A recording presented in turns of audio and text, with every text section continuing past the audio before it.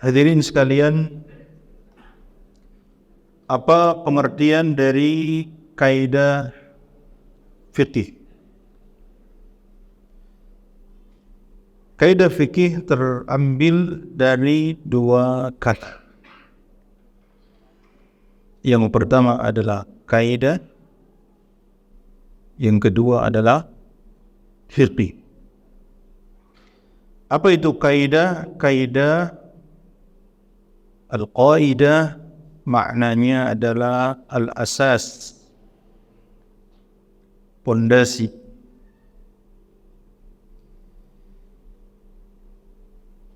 Sebagaimana Allah sebutkan di dalam surah Al-Baqarah, wa idh yarfa'u Ibrahimul qawa'ida minal baiti wa Ismail.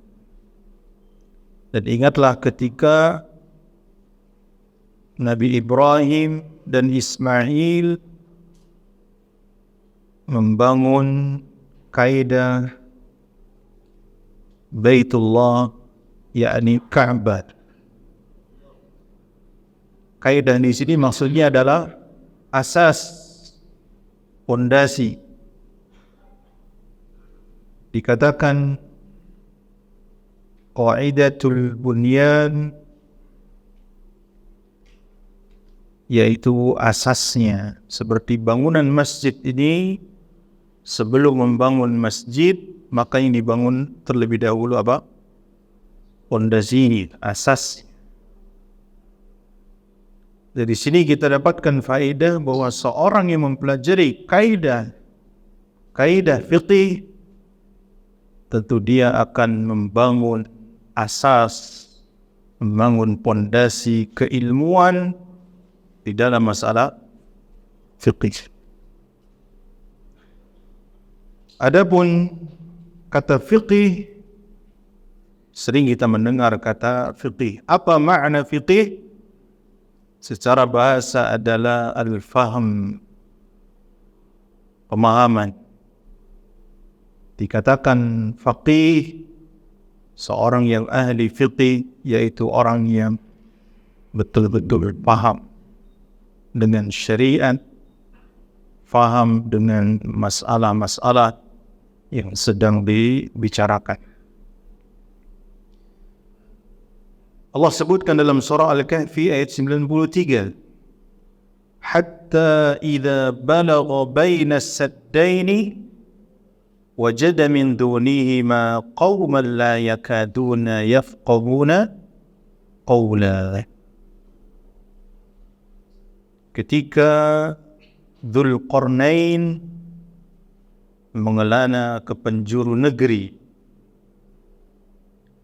maka Dzulqarnain sampailah kepada suatu tempat di antara dua bukit. Di sana Dzulqarnain mendapatkan ada suatu kaum yang tidak memahami ucapan Dzulqarnain, la yafqahuna qawla. Jadi bahasa antara Dzulqarnain, raja yang adil, raja yang luar biasa, dan Dzulqarnain bukanlah seorang nabi, tapi raja ini mengelana ke berbagai penjuru negeri sampai bertemu dengan suatu kaum yang Dzulqarnain tidak bisa memahami bahasa mereka karena adanya perbedaan bahasa. Disebutkan kisah berikutnya bahwa kaum itu meminta kepada Dzulqarnain untuk membuat penutup. Ya Dzulqarnain, inna Ya'juj wa Ma'juj mufsiduna fil ard. Ya'juj dan Ma'juj, mereka membuat kerusakan di muka bumi. Kaum itu meminta untuk dibuatkan penutup antara mereka dengan Ya'juj dan Ma'juj. Maka kemudian Dzulqarnain meminta atuni zubaral hadid, dilelehkan besi kemudian untuk menutup tempat Ya'juj dan Ma'juj itu. Ayat dalam surah Al-Kahfi menunjukkan bahawa Ya'juj dan Ma'juj itu sudah ada. Tapi di mana? Wallahu a'lam. Adapun sebagian yang menyatakan Ya'juj dan Ma'juj itu berada di Cina, maka ini adalah lemah. Ya. Meskipun hadis-hadis yang berbicara tentang Ya'juj dan Ma'juj, bahwa Rasulullah menyampaikan Ya'juj dan Ma'juj, wajah mereka itu bulat seperti perisai. Kemudian mata mereka sipit, hidung mereka pesek. Ya. Itu gambaran Ya'juj dan Ma'juj. Mereka nanti akan keluar di akhir zaman sesuai dengan kehendak Allah Tabaraka wa Ta'ala. Dan Nabi SAW sudah menyampaikan tatkala beliau hidup bahwa Ya'juj dan Ma'juj sudah membuat lubang sebesar ini ketika Rasulullah masih hidup. Nanti Ya'juj dan Ma'juj akan membuat kerusakan di muka bumi ini. Setelah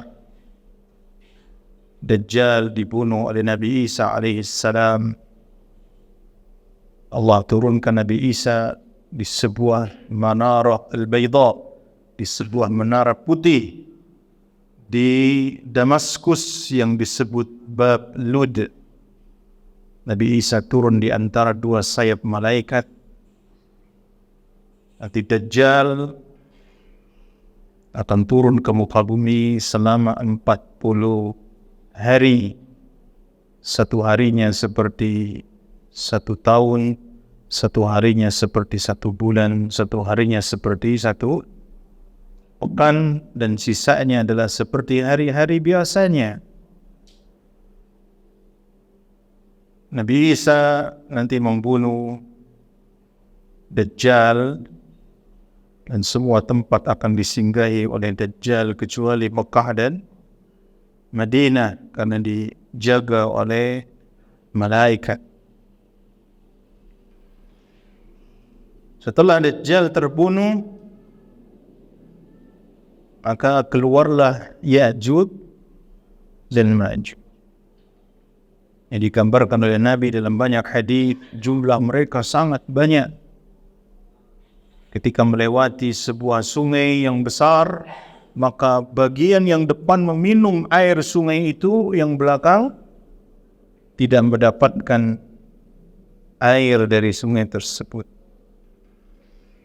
Ya, disangkin banyaknya, dan mereka berbuat kerusakan di muka bumi ini, sehingga Nabi Isa dan Imam Mahdi tidak bisa melawan Ya'juj dan Ma'juj. Mereka memasuki berbagai macam kota kecuali Mekah dan Madinah. Ya'juj dan Ma'juj datang ke Mekah dihalau oleh para malaikat. Dengan pongahnya, dengan sombongnya mereka mengatakan, kami sudah membinasakan penduduk bumi, maka kita akan bunuh penduduk langit. Dan mereka lemparkan anak panah, Allah kembalikan dalam keadaan berdarah. Setelah itu Nabi Isa dan kaum muslimin, Imam Mahdi berlarian, bersembunyi di gunung-gunung, di bukit, karena tidak bisa dihalau Ya'juj dan Ma'juj. Ketika dalam keadaan sudah genting, maka mereka berdoa kepada Allah agar membinasakan Ya'juj dan Ma'juj. Lalu Allah turunkan apa ya? Allah turunkan ulat yang menempel di leher mereka dan melubangi leher-leher Ya'juj dan Ma'juj, sehingga Ya'juj dan Ma'juj mati semua.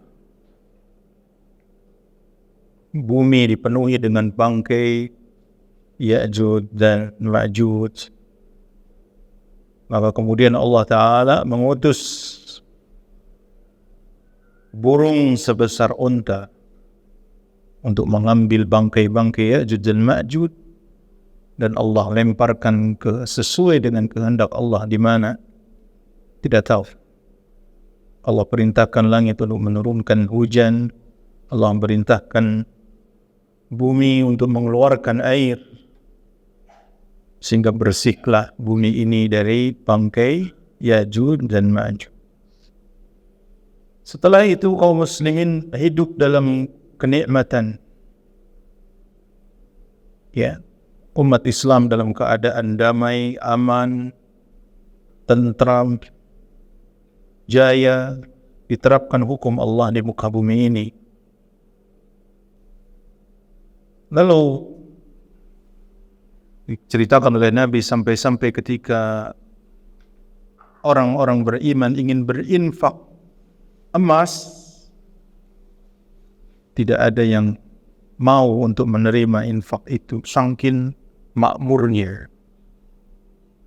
Di saat sepertilah Allah Azza wa Jal mengutus angin yang berhembus melewati ketiak kaum muslimin, dan setiap kaum muslimin yang mendapatkan angin itu akan wafat. Seluruhnya yang memiliki iman sekecil biji dzarrah di dalam hatinya akan Allah wafatkan dengan angin itu, dan tidaklah yang tersisa kecuali orang-orang kafir. Mereka lah yang akan menemui hari kiamat. Ya, jadi cerita situ ya, tentang Ya'juj dan Ma'juj. Ya, saya himpunkan dari banyak riwayat. Itu kisah singkatnya Ya'juj dan Ma'juj dan Dajjal akan ada di muka bumi. Jadi Ya'juj dan Ma'juj kita yakini sekarang ada, tetapi mereka belum keluar. Ya, yang dikurung oleh Dzulqarnain. Jadi fikih secara bahasa artinya apa tadi? Al-fahm, pemahaman. Adapun secara istilah, para ulama mendefinisikan, di antara definisi yang paling masyhur adalah bahwa fiqih ma'rifatul ahkam asy-syar'iyyah al-'amaliyyah min adillatiha at-tafsiliyah. Itu mengetahui, memahami hukum-hukum syar'i yang sifatnya amaliyah dari dalil-dalilnya secara terperinci. Mengetahui hukum-hukum syar'i yang sifatnya amaliyah dari dalil-dalilnya secara terperinci. Jadi fikih itu mengetahui hukum-hukum syar'i. Dulu sudah kita singgung hukum syar'i itu ada berapa ikhwah? Menurut jumhurul ulama, hukum syar'i itu ada 5. Apa saja? Wajib, sunnah, mubah, makruh, dan haram. Jadi ketika kita membahas fikih itu pasti membahas hukum yang 5 itu. Yang bersifat amaliyah. Fikih itu tidak membahas tentang perkara akidah, tentang keyakinan, tapi berkaitan dengan amaliyah, kaifiyah salat, kaifiyah zakat, haji, dan seterusnya. Dari dalil-dalilnya secara terperinci. Misalkan hukum siwak, sunnah, dalilnya apa? Ini, laula an asyqa ala ummati la amartuhum bis siwak inda kulli salatin. Seandainya tidak memberatkan umatku, aku perintahkan mereka untuk bersiwak setiap kali salat. Dalam riwayat yang lain, setiap kali wudu. Jadi ada hukum, kemudian dalilnya. Itulah fikih. Apa bedanya dengan usul fiqih? Usul fiqih adalah bagaimana mengambil cara pendalilan terhadap sebuah ayat atau hadis. Dan ini ilmu lain. Ya. Makanya usul fiqih dalilnya secara ijmaliyah, secara global saja. Kenapa kita mempelajari kaidah fikih, ya ikhwan? Karena kita perlu memahami banyak hal dalam fikih, tetapi tidak mungkin kita menguasai semua cabang dalam fikih. Tak mungkin. Ya, karena fikih itu luas sekali. Maka para ulama membuat kaidah-kaidah agar kaidah-kaidah ini berlaku dalam banyak kasus. Tak mungkin kita hafalkan kasus per kasus, ya, itu sesuatu yang mustahil. Maka kita punya kaidah, mau kasusnya bagaimana, kaidahnya yang ini, dan seterusnya. Di antara manfaat yang lain dari kaidah fikih adalah ini sangat membantu dalam perkara-perkara yang sifatnya kontemporer atau nawazil. Karena apa? Masalah fikih berkembang dari zaman ke zaman. Ya, contoh, kita pernah membahas tentang sholat. Fikih sholat, di mana para ulama zaman dahulu mereka melarang untuk sholat di atas kendaraan. Karena praktiknya Rasulullah Sallallahu Alaihi Wasallam selalu sholat wajib turun dari kendaraan. Kalau sholat sunnah Rasulullah di atas kendaraan beliau, onta, kuda, dan seterusnya. Hingga zaman dahulu ulama berfatwa kalau sholat wajib harus turun. Sekarang kira-kira fatwa itu pada zaman ini bisa diterapkan 100% atau tidak? Antum naik pesawat, bisa turun? Naik kereta, kan nggak bisa kan? Bolehkah sholat wajib di atas kendaraan? Apa dalilnya?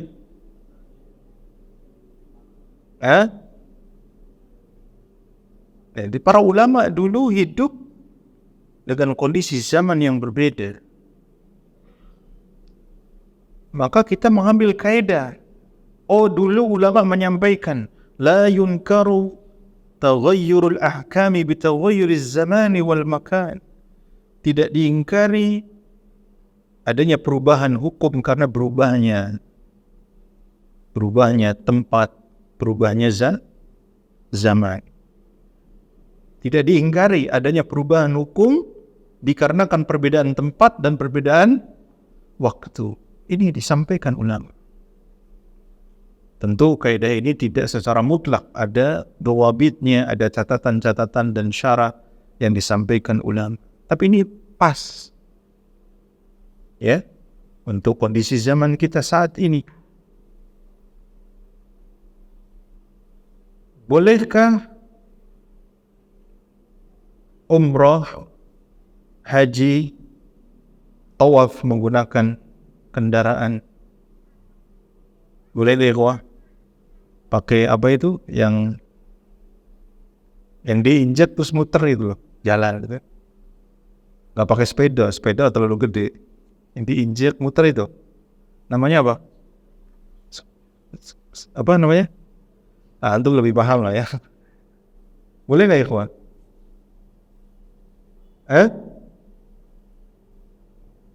Nah, masuk kaidah tadi. Kemudian kalau dipahami dengan dalil, ternyata pernah Rasulullah SAW memakai unta dan beliau bertawaf di Ka'bah. Itu lebih jelas lagi. Kendaraan pada waktu itu hanya onta. Dan banyak sengketa di antara kaum muslimin, bagaimana hukum Allah memandangnya. Ini kita perlu kaidah fikih ini. Ya, maka tentu bobot belajar ini lebih berat daripada kemarin ya. Antum harus siap ya. Tapi insya Allah Anda sampaikan dengan bahasa yang mudah. Ya. Nah, adapun sumber kaidah fikih berasal dari Al-Quran dan Sunnah.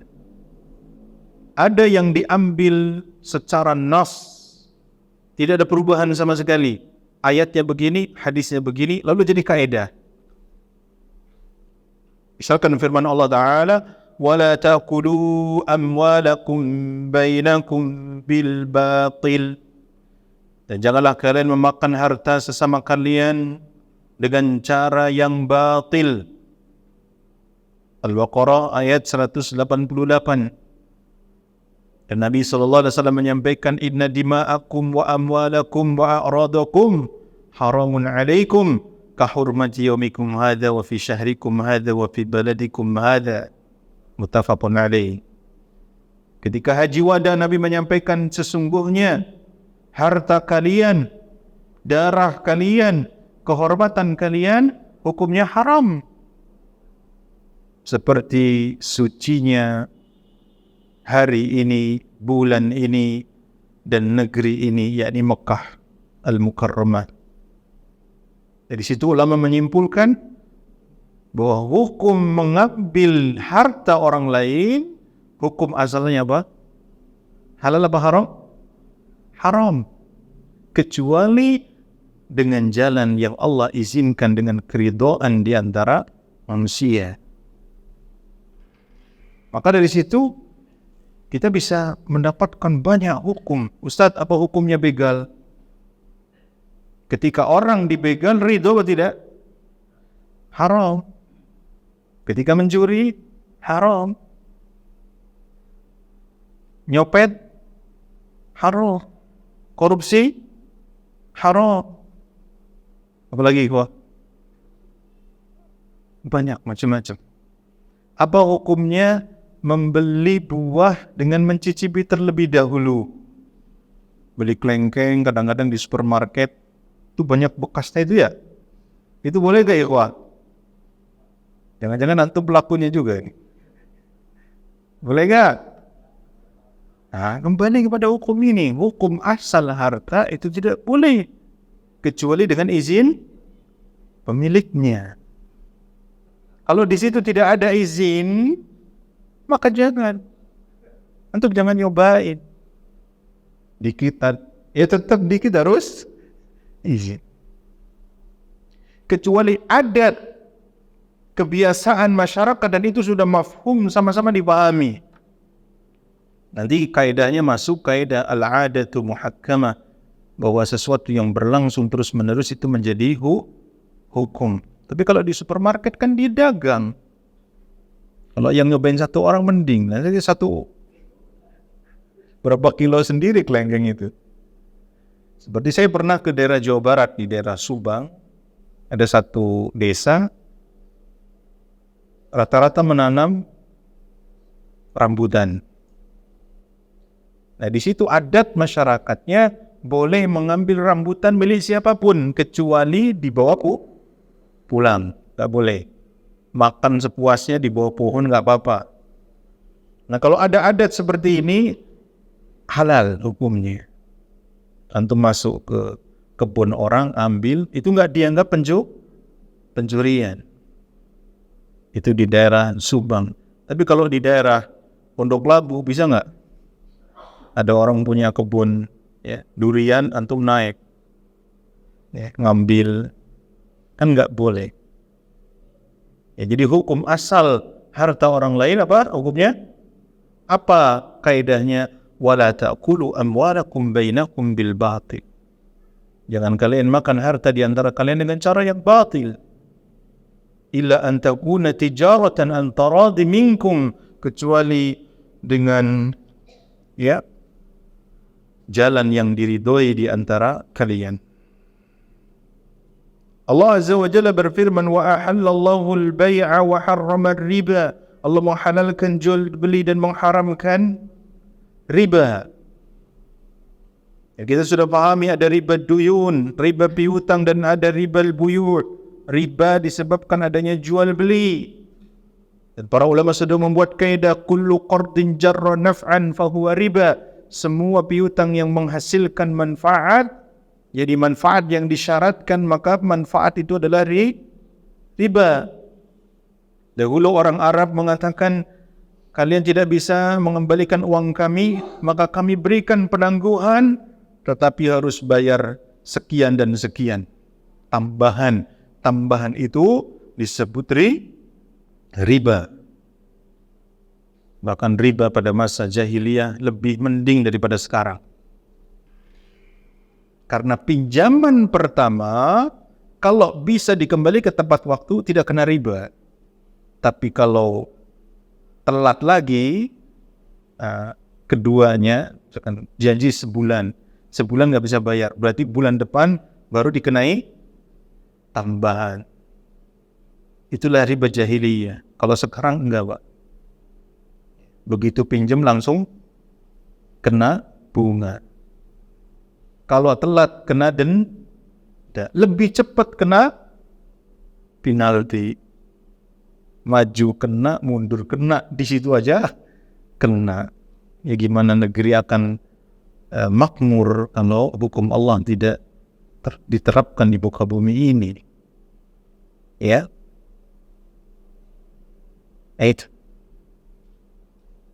Tapi tetap aja banyak yang gandrung dengan riba. Ya, semua piutang yang mendatangkan manfaat, maka riba. Nah, contoh gini, kuat. Sebagian di masalah kontemporer, setelah kita bersepakat bahwa riba itu haram, tapi kadang-kadang dalam prakteknya ini dihukumi riba atau bukan. Seperti antum ya memasukkan saldo ke dalam aplikasi tertentu untuk belanja. Ya, setelah belanja antum masukkan uang di situ, berarti antum memberikan piutang kepada penyedia layanan itu. Kemudian antum mendapatkan manfaat apa? Ada promo, ada macam-macam. Ya kan? Iya Pak ya? Anda nggak mau nyebutin merek soalnya. Apakah itu riba atau bukan? Jika kita pahami seperti itu, maka iya riba. Tapi apabila Anda memasukkan uang ke dalam aplikasi tersebut, itu adalah Anda jual beli, membeli, seperti antum membeli pulsa. Ya, antum beli pulsa 100.000, pulsa handphone, pulsa 100.000, bayarnya berapa? 102, 103 atau 105 lah ya. Itu riba bukan? Bukan, karena karena 100 yang ada pada nominal pulsa itu adalah 100 pulsa, bukan 100 uang.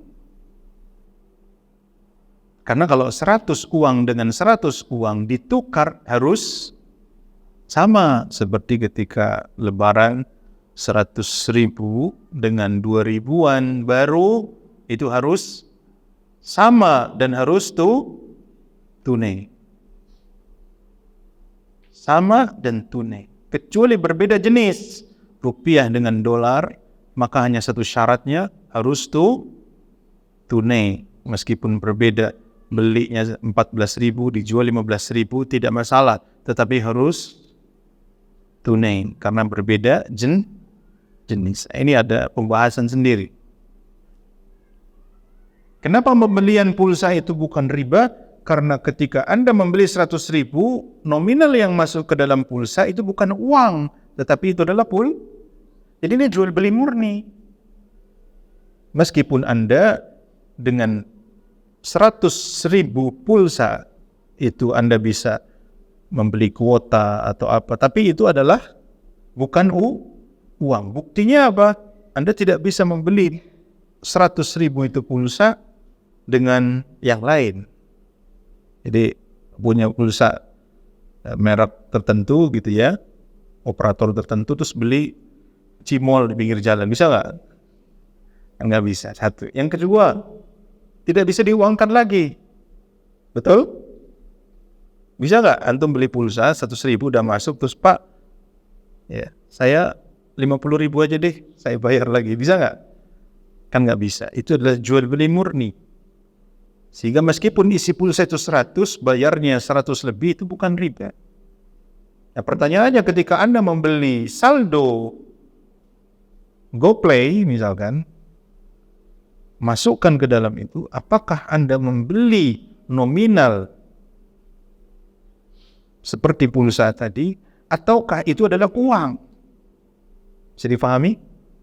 Nah, kalau itu dihukumi uang, maka ketika Anda membeli itu, dan Anda berarti memberikan pinjaman kepada operator, dan pinjaman yang memberikan manfaat itu adalah riba.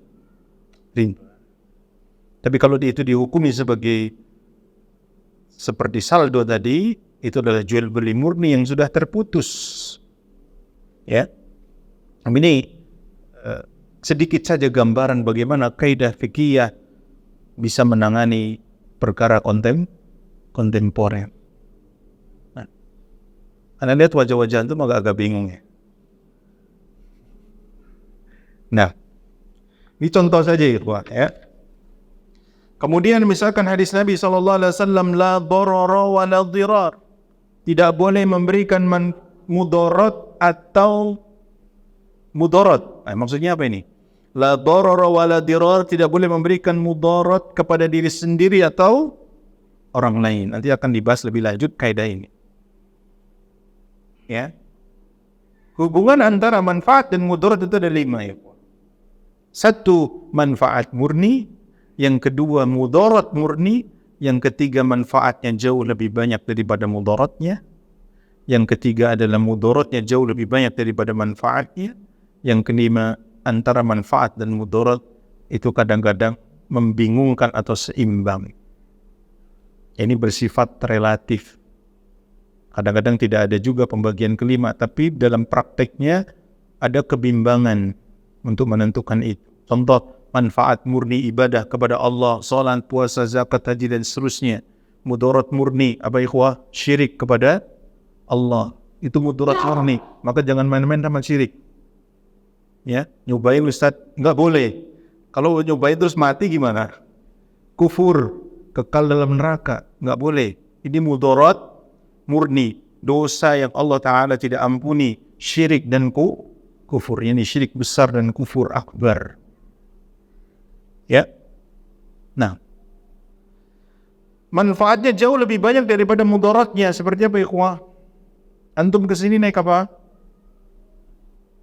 Naik kendaraan. Manfaatnya banyak. Bayangkan antum dari rumah menuju masjid ini jalan kaki berapa menit? Lama. Sampai sini keringetan ya. Nah,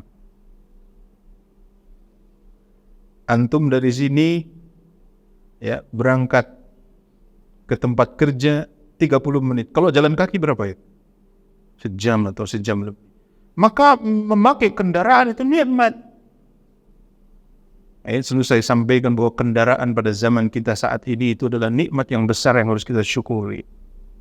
Fasilitas hidup yang mudah saat ini harus kita syukuri. Adanya handphone, internet, itu Masya Allah. Sekaya-kayanya Fir'aun, Pak, zaman dulu Fir'aun itu gak pernah naik motor kayak antum. Sehebat-hebatnya Raja Namrud zaman dulu, Pak, tidur masih gerah karena gak ada AC. Sehebat-hebatnya Qarun ya gak bisa naik pesawat, gak bisa teleponan sama orang. Saat ini nikmat antum lebih banyak daripada Fir'aun, daripada Haman, daripada Qarun. Antum harus bersyukur. Tapi memakai kendaraan itu ada mudaratnya tidak? Ada. Tabrakan, jatuh dari motor, kepalanya kegarotak. Bisa nggak? Bisa. Apakah dengan adanya mudarat itu atau kemungkinan mudarat diharamkan memakai kendaraan? Jawabannya tidak, karena manfaatnya jauh lebih banyak daripada mudaratnya. Terus bagaimana mudaratnya, Ustaz? Berusaha untuk dikurangi atau dihilangkan kalau bisa, dengan memakai helm, dengan hati-hati dalam berkendara, dan seterusnya. Ya. Yang ketiga, mudaratnya jauh lebih banyak daripada manfaatnya. Apa? Judi misalkan. Judi. Ya. Minum minuman keras. Emang judi ada untungnya, Ustaz? Ada. Antum pasang 10.000 dapat 100. Pasang 100.000 dapat 1 juta. Ya Pak ya? Tapi ketika antum untung yang lain, buntung. Antum untung yang lain, buntung. Berarti manfaatnya ada untuk sebagian orang, tapi mudaratnya jauh lebih banyak. Minum minuman keras mungkin ada manfaatnya Pak untuk dia. Minimalnya harga anggur akan turun. Sekilo berapa anggur?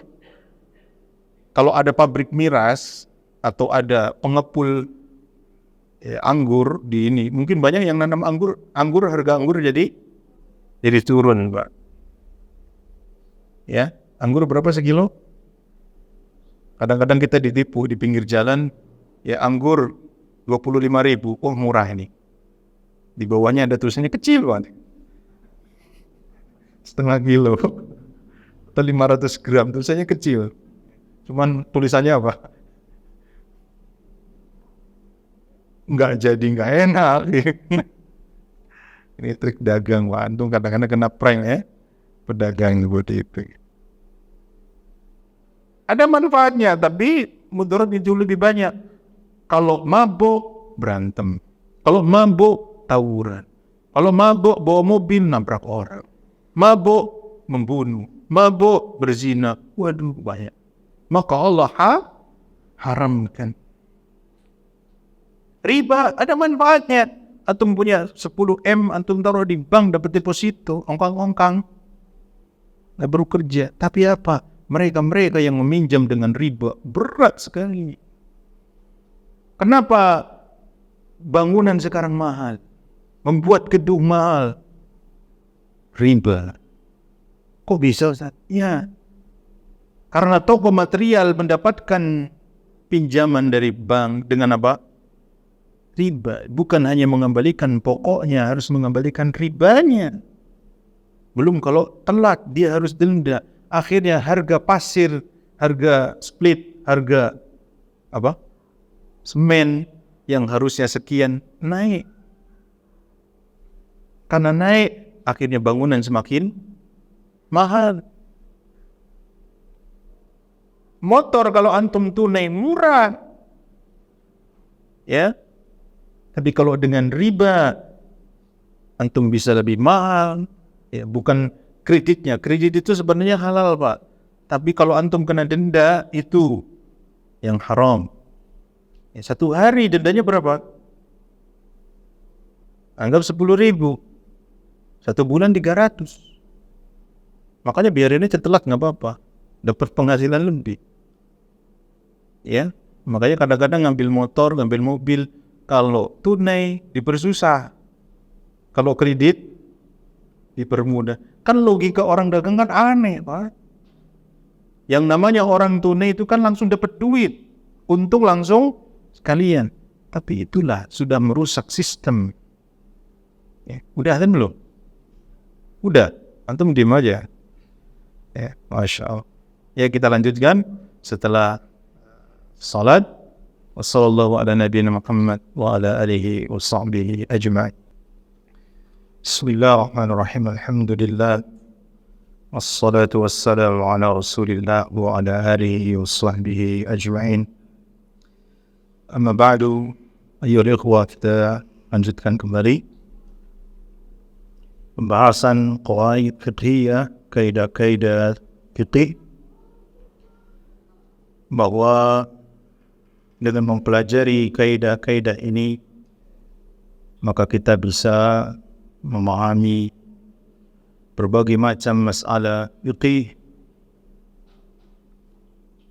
karena kaidah adalah asas, pondasi yang apabila kita kuat dalam pondasi ini, maka tentu bangunan fikih kita akan lebih kuat lagi. Ya, jadi jenis yang pertama dari kaidah adalah kaidah yang secara nas ada di dalam Al-Quran dan Sunnah.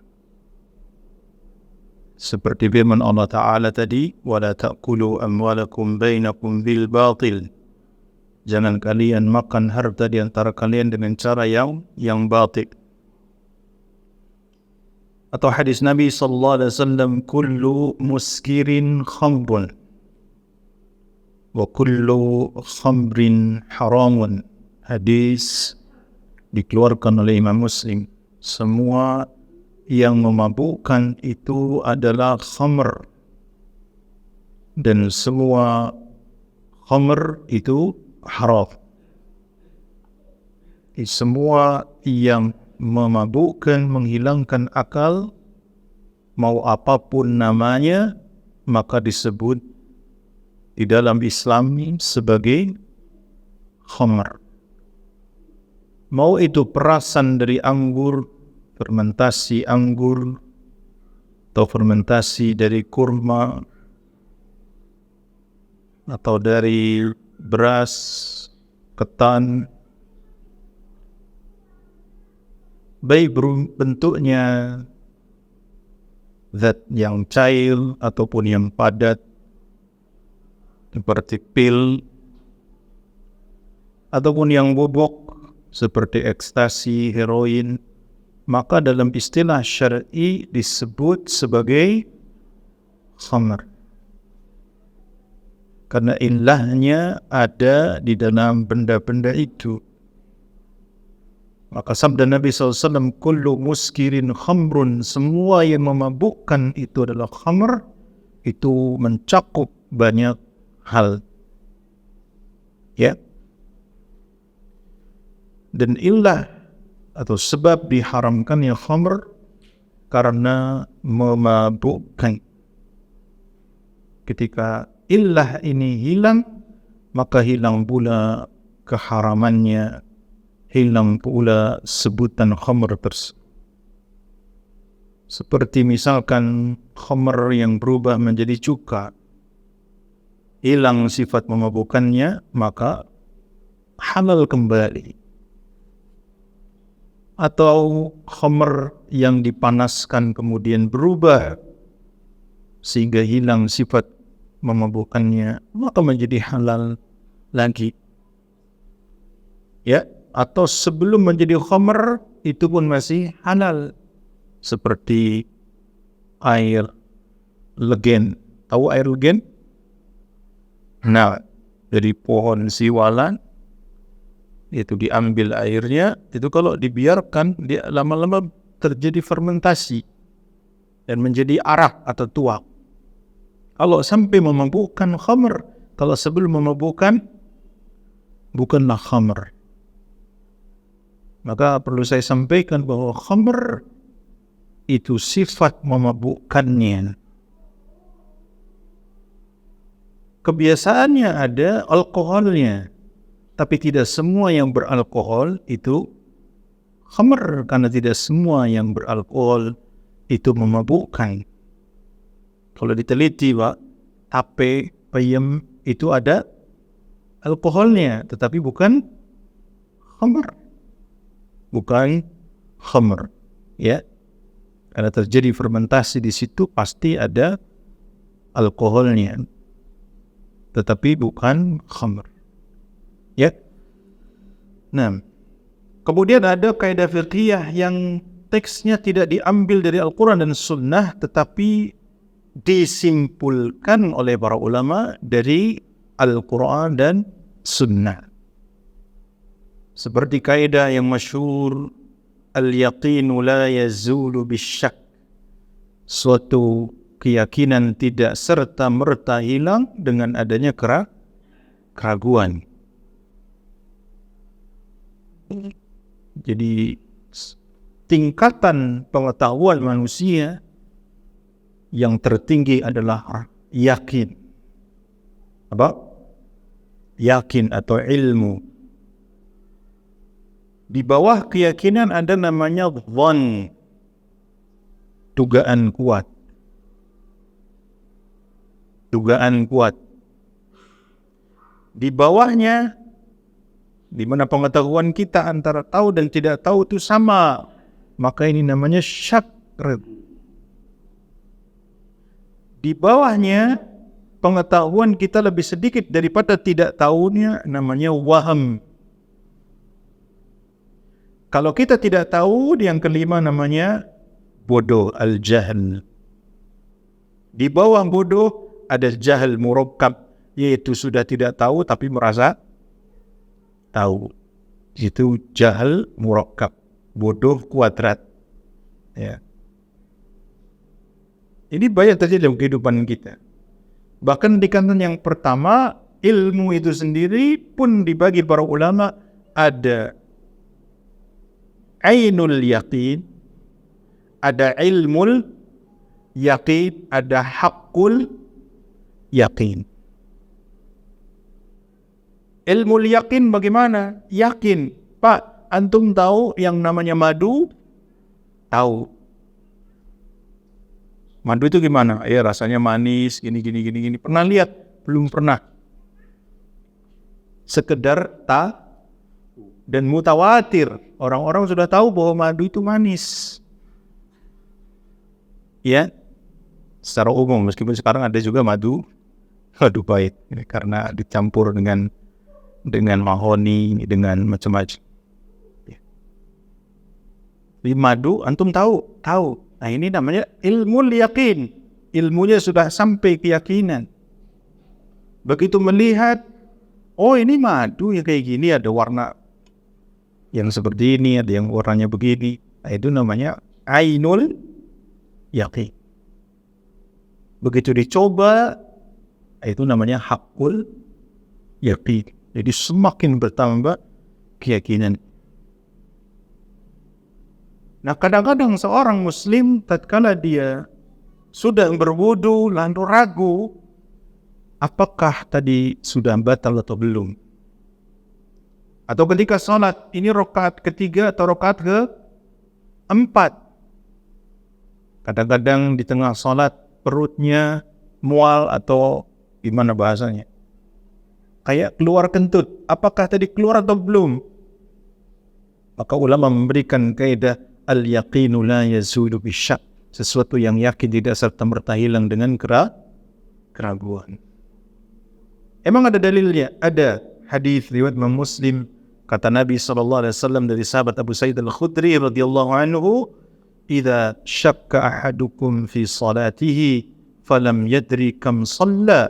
Apabila salah seorang dari kalian ragu di dalam salatnya, apakah dia salat athalathan am arba'an, dia salat 3 atau 4, falyatrahi syak, maka buanglah keraguan, wal yabni ala mastayqana, maka dia pegang sesuatu yang meyakinkannya.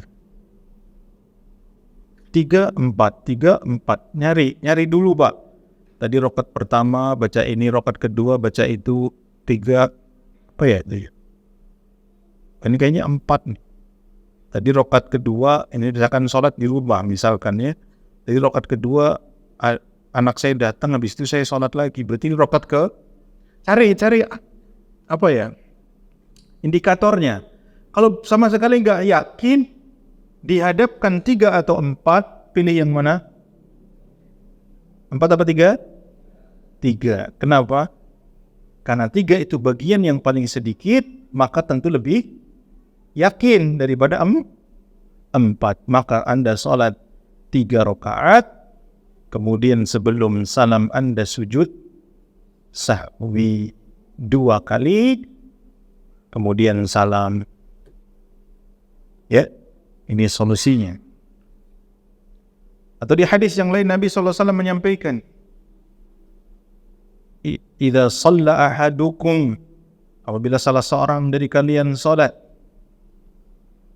fasyakka, lalu dia ragu, akhraja minhu rihun am la, apakah telah keluar angin, yakni kentut atau tidak, ya, fala yansarif, maka janganlah terburu-buru dia keluar dari saf, hatta yasma'a sautan aw yajid riha, sampai dia mendengar ada bunyi atau bau. Jadi Nabi SAW menyuruh mencari indikatornya, indikator keluarnya angin apa? Bau atau suara.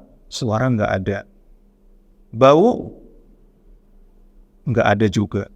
Ya, karena kadang-kadang yang nggak ada suaranya itu yang bau, ya. Maka jangan buru-buru, Pak, keluar soft. Ya, dicari indikatornya.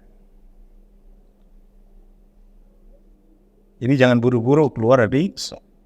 Kadang-kadang was-was itu.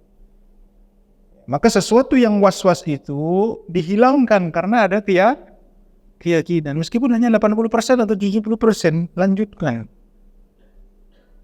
Tapi ingat, hadis itu berlaku bagi orang yang ragu apa yakin? Ragu. Orang yang ragu apakah telah kentut atau tidak, maka berlaku hadis itu, cari indikatornya. Tapi kalau sudah yakin, keluar, kok nggak bau ya? Kok nggak ada suara?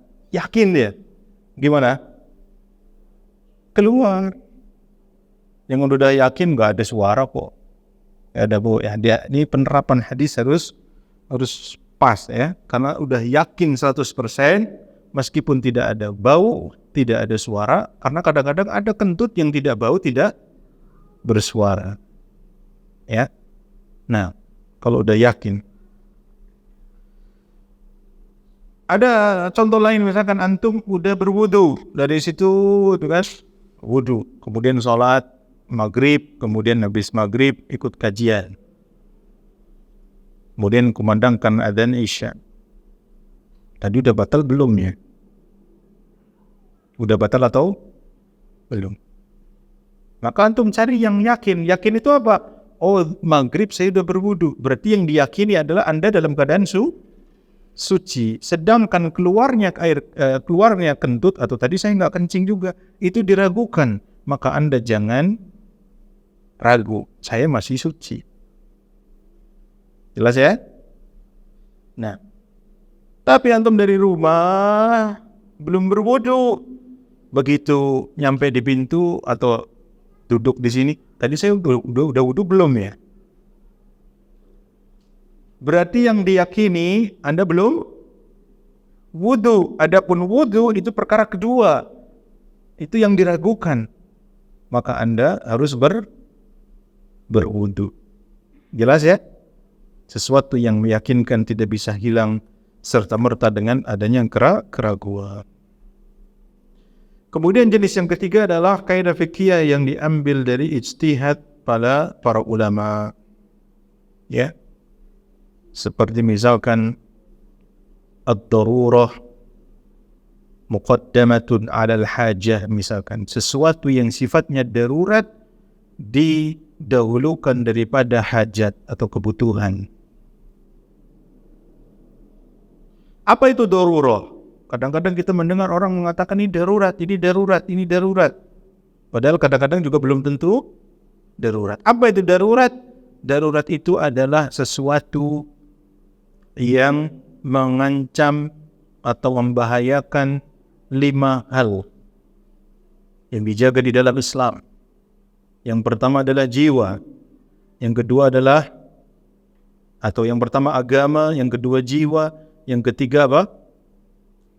Kehormatan atau keturunan, yang keempat adalah akal, yang kelima adalah harta. Ya, ini namanya darurat. Contoh misalkan ada anak main-main di kolam ikan, dan kolam ikan itu dalam. Antum posisinya sedang sholat, di sampingnya ada kolam ikan dalam. Ada anak kecil main-main di situ. Begitu antum ruku, biur, kedengar anak nyemplung. Bahaya. Kemungkinan besar tenggelam. Apa sikap antum ketika sholat? Karena itu sifatnya darurat. Sifatnya darurat. Menyelamatkan jiwa. Seperti itu. Jelas? Makan itu kebutuhan. Makan itu kebutuhan. Ya. Asalnya adalah kebutuhan. Antum makan buah, ya silakan. Mau makan nasi juga silakan. Pilihannya banyak. Tapi ketika dalam kondisi antum kalau nggak makan bisa mati, itu darurat. Karena itu Allah Ta'ala membolehkan kita dalam kondisi darurat untuk makan makanan yang haram. Setelah Allah mengharamkan ya daging babi, bangkai, darah dan seterusnya, faman turra ghayra baghin wala 'adin fala itsma 'alaihi. Siapa yang terdesak dan tidak melampaui batas, maka ya fala itsma 'alaihi, maka tidak ada dosa baginya. Makanya kalau ada ambulan, Pak, ambulan membawa orang yang sedang sakit akan dibawa ke rumah sakit. Itu namanya apa? Darurat. Lalu ada presiden lewat. Didahulukan yang mana? Presiden lewat itu hajat, kebutuhan. Ya. Maka didahulukan darurat. Ini kaidah Islam. Ad-darurah muqaddamah 'ala al-hajah. Darurat itu didahulukan daripada kebutuhan. Kadang-kadang hajat itu menempati posisi darurat. Kapan? Ketika sangat terdesak seperti tadi. Makanya ulama membuat kaidah al-hajatu tunazzalu manzilat ad-darurah idza tarat aw ghalabat. Kebutuhan itu akan bisa menempati darurat. Kapan? Ketika sangat mendesak.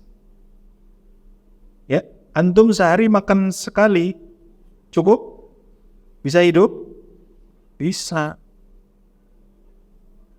Ya, maka selebihnya adalah kebutuhan sekunder sebetulnya. Tapi karena kebiasaannya 2 kali atau 3 kali, akhirnya makannya 3 kali. Tapi kalau 3 hari belum makan, maka itu bisa menjadi darurat, kan udah mendesak. Nah, adapun sejarah singkat adanya kaidah fiqhiyah, sebetulnya kaidah fiqhiyah sudah berlaku sejak zaman Nabi sallallahu alaihi wasallam. Karena Nabi SAW itu mengajarkan bukan hanya Al-Quran dan Sunnah, tapi kaidah.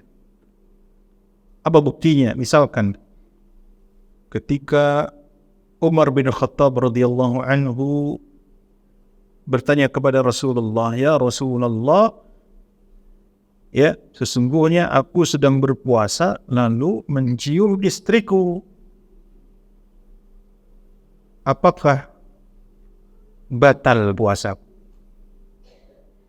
Ya, apakah batal puasaku? Karena Nabi pun di hadis yang lain menyampaikan bahwa Allah Ta'ala bangga kepada hambanya ketika berpuasa karena dia meninggalkan syahwatnya karena Allah.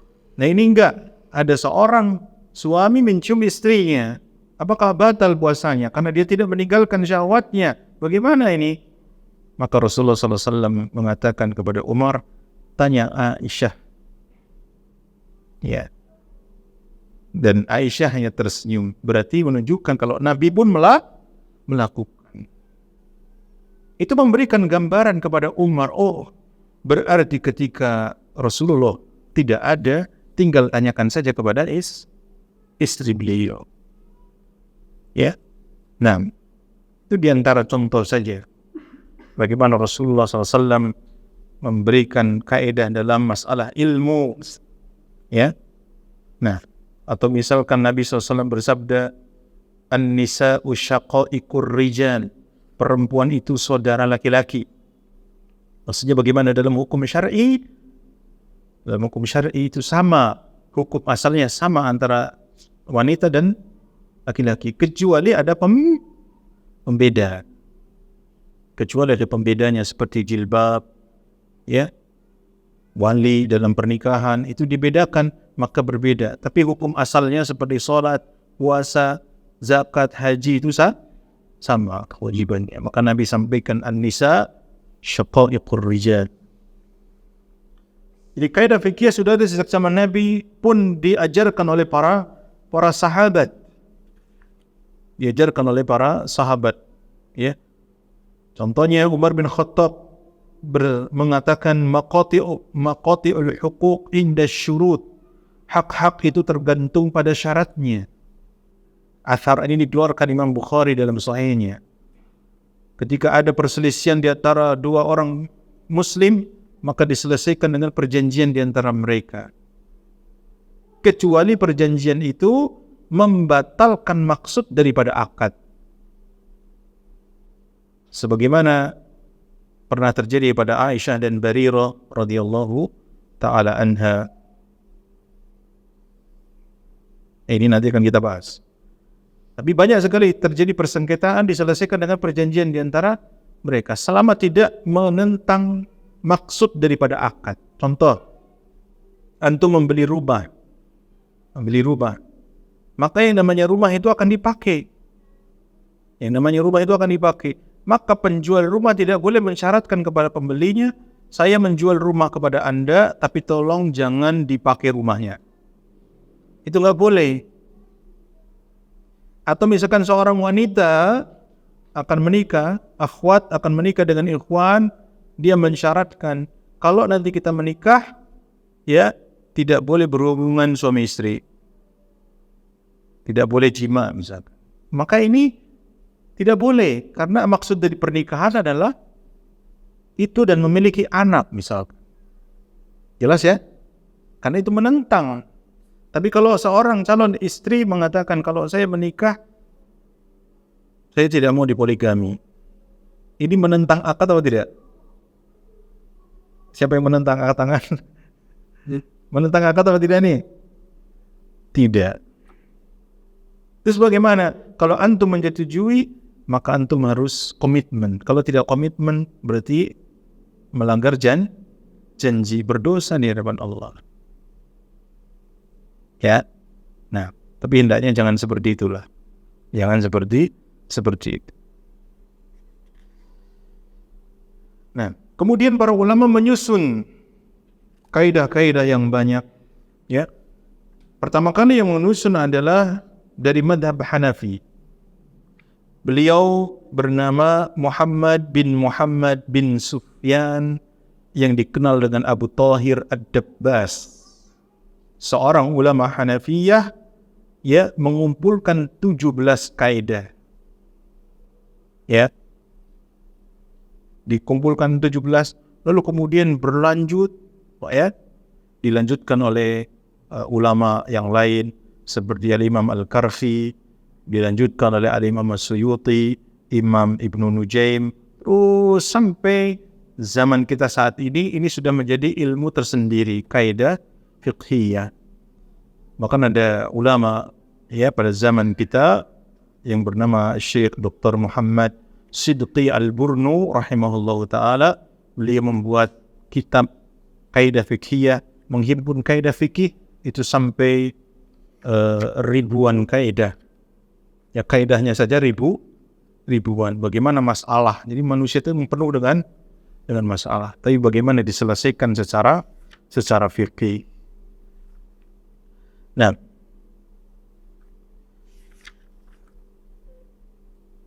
kemudian Ustaz di sini menyampaikan bahwa ada 5 kaidah besar di dalam Islam yang nanti akan beliau sampaikan. Jadi setelah diteliti Al-Quran dan Sunnah, itu mengerucut kepada 5 kaidah.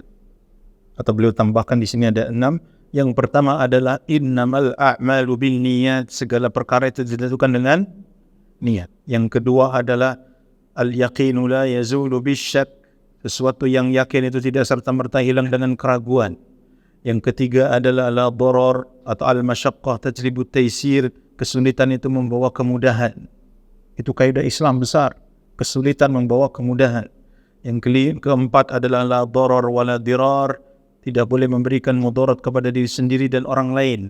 Yang kelima adalah al-'ada muhakkamah, sesuatu yang menjadi kebiasaan atau adat itu yang menjadi patokan hukum. Saya ambil contohnya ya, biar antum enggak penasaran. Contoh misalkan ada seorang yang mengatakan, demi Allah saya tidak akan makan iwak. Tidak makan iwak. Kapan seorang ini dianggap menyelisihi sumpah? Ketika makan iwak. Pertanyaannya, apa itu iwak? Antum tahu iwak ya? Apa itu iwak? Sebagian daerah iwak itu adalah ikan, betul? Pertanyaannya, kalau orang ini makan ayam, apakah dia menyelisihi janjinya? Karena sebagian tempat pun menyebutnya iwak ayam. Ini gimana ini, Pak? Bahkan di Lombok itu mau ayam, mau ikan, iwak disebutnya. Maka ditentukan dengan adat di mana dia mengucapkan dan apa maksud dia mengucapkan iwak itu. Contoh saya, seperti tadi, ya, mengambil rambutan di daerah yang memang dibolehkan itu sesuai dengan adat, kebiasaan. Atau contoh lagi misalkan, demi Allah saya tidak akan angkat kaki dari tempat ini. Dia jalan. Orang yang berjalan pasti mengangkat kaki. Apakah dia menyelisih sumpahnya? Menyelisih apa tidak, ikhwan? Tidak. Karena maksud angkat kaki adalah pergi dari rumah itu. Maka angkat kaki tidak dipahami secara hakikat, tetapi secara urf, kebiasaan. Saya tidak pernah melihat batang hidung antum nih, ternyata pakai masker. Ya enggak. Batang hidung itu maksudnya satu orang utuh, bukan hanya hidung, kan? Nah, saya membeli 3 ekor kambing. Apakah ekornya saja atau keseluruhannya? Semua. Ini termasuk adat. Insya Allah nanti akan lebih panjang lebar kita bahas.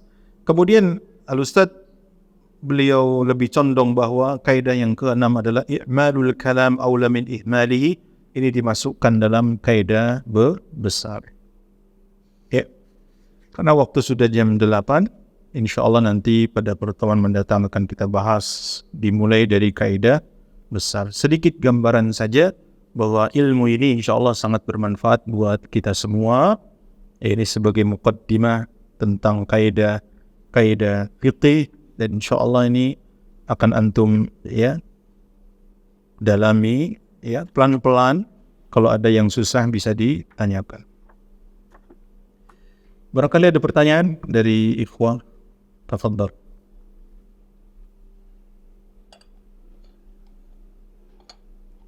Ada? Silakan kalau mau bertanya. Silakan Pak.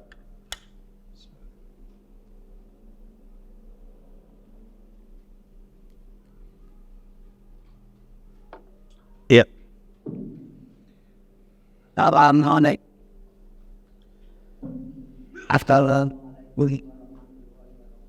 Waalaikumsalam warahmatullahi wabarakatuh. Ini untuk pasti yang akan berpenting ada apa? Matawat,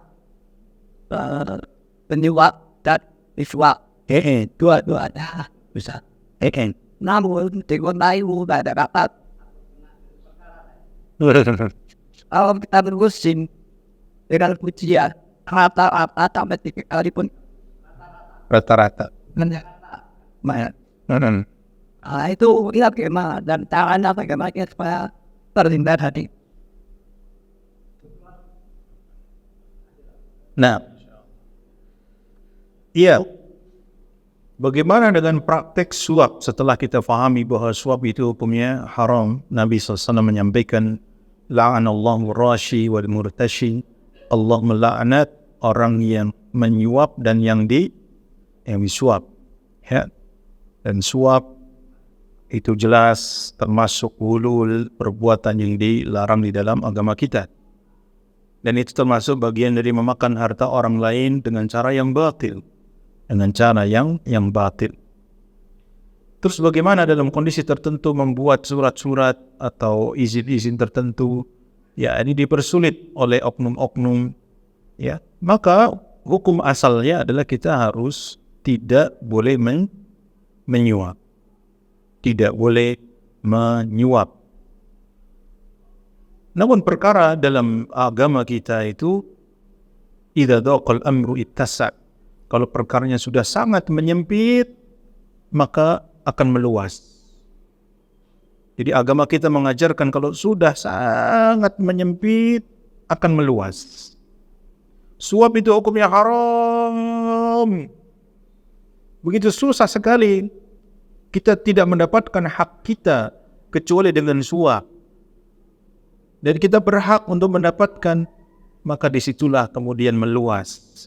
Itu termasuk kondisi yang sifatnya darurat.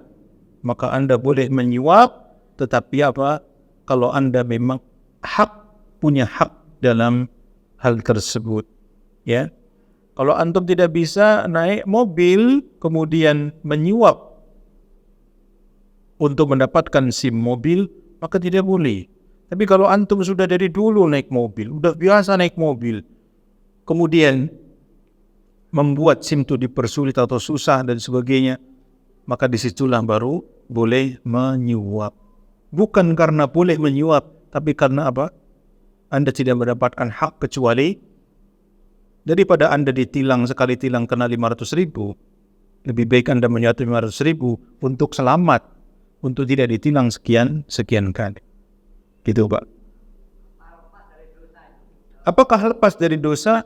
Nah, Rasulullah SAW menyampaikan dalam mengingkari kemungkaran, man ra'a minkum munkaran falyughayyirhu biyadi. Siapa yang melihat kemungkaran maka rubahlah dengan kekuasaannya. Fa in lam yastati fa bilisani. Siapa yang tidak mampu dengan kekuatannya maka dengan lisannya. Diingkari dengan bicara. Fa in lam yastati fa biqalbihi. Kalau tidak mampu maka dengan hati. Wa dzalika adhaful iman. Itulah selemah-lemahnya iman. Dalam banyak kemungkaran. Ada orang mabuk-mabukan 1, 2, 3, 4, 5, 6. Waduh, 6 orang nih. Kita ingkari, kita dikebukin. Ya kan? Kita usir, gak bisa. Sudah ingkari dengan hati. Seperti itu Pak. Jadi kita memberikan uang suap tetap dengan mengingkari di dalam hati. Tapi ingat, suap itu kalau memang mentok, gak bisa kecuali harus menyuap. Kalau belum apa-apa sudah nyuap, ini jadi pertanyaan. Allahu a'lam bishawab. Nanti ada kaidah Pak, ad-darurat tubihul mahdurat, sesuatu yang mudarat, ya, sesuatu yang darurat itu membolehkan sesuatu yang dilarang. Ya. Nah, ada pertanyaan lagi? Silakan. Ini seru nih nanti bahas ini. Ini baru muqaddimah ini. Cukup? Nah, mungkin itu yang bisa kita bahas pada malam hari ini. InsyaAllah akan kita bahas satu persatu, kaidah demi kaidah, untuk membuka wawasan kita dalam masalah fiqh. Wassallallahu ala nabiyina Muhammad subhanaka bihamdika asyhadu an la ilaha illa anta astaghfiruka wa atubu ilaik. Wassalamualaikum warahmatullahi wabarakatuh.